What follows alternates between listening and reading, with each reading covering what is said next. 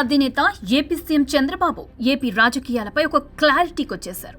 ప్రస్తుతం కొనసాగిస్తున్న పొత్తును ముందు కొనసాగించాలని డిసైడ్ అయిపోయారు.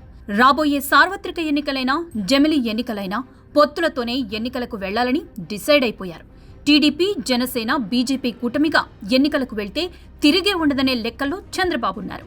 రాబోయే ఎన్నికలను దృష్టిలో పెట్టుకుని ఇప్పటి నుంచే క్షేత్రస్థాయిలో పార్టీని బలోపేతం చేసే విధంగా పార్టీ శ్రేణులకు దిశానిర్దేశం చేస్తున్నారు. మిత్రపక్షాలకు కేటాయించిన నియోజకవర్గాల్లోనూ టీడీపీ బలపడే విధంగా అన్ని రకాలుగానూ ప్రయత్నాలు చేస్తున్నారు.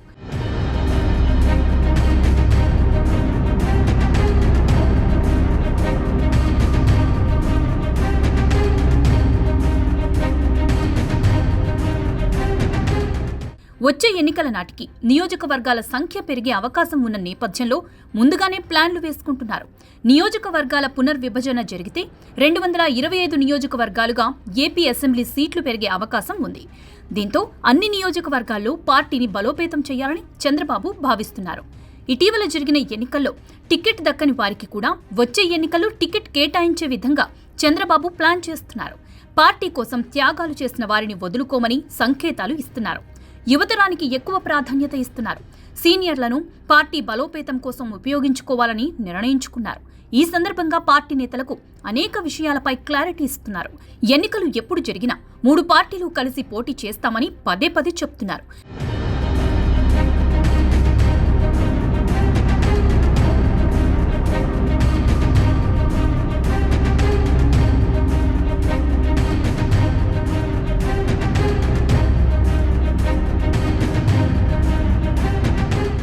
జమిలి ఎన్నికలు జరిగినా 2029లో సాధారణ ఎన్నికలు జరిగినా టీడీపీ, జనసేన, బీజేపీ కలిసి పోటీ చేస్తామని చెప్తున్నారు. ఈ విషయంలో ఎవరు ఎన్ని విమర్శలు చేసినా వెనక్కి తగ్గకూడదని నిర్ణయించుకున్నారు. కూటమితోనే ఎన్నికల్లో పోటీ చేయాలని, ఈ విషయంలో పార్టీ నేతలు ఎవరు వ్యతిరేకించే అవకాశం లేకపోయినా ముందుగానే ఈ విషయంపై చంద్రబాబు క్లారిటీ ఇస్తున్నారు.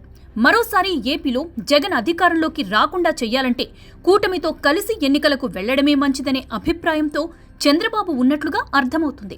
విడివిడిగా పోటీ చేస్తే మళ్లీ వైసీపీకి ఛాన్స్ ఇచ్చినట్లు అవుతుందని, అందుకే టీడీపీ, జనసేనను కలుపుకుని ఎన్నికలకు వెళ్లి సక్సెస్ అవ్వాలనే అభిప్రాయంతో చంద్రబాబు నిర్ణయాలు తీసుకుంటూ వాటిని ప్రకటిస్తున్నారు.